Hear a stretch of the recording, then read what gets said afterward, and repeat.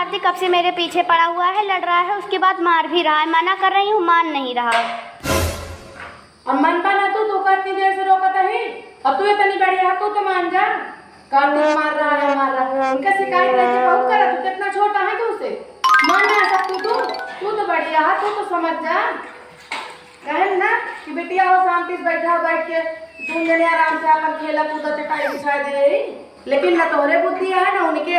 छोट बड़े के कोनो धर्म है ना, बुला जा कटा मारा लगबे ना करत। तू दुई जने की एक महतारी के दहरा अब भाई ये धोई बर्तन ना तब पर उसके कूची तो कहे तू दुई जने का भाई बहन ना ला जैसे एकदम दुश्मन के ना लड़ा थे।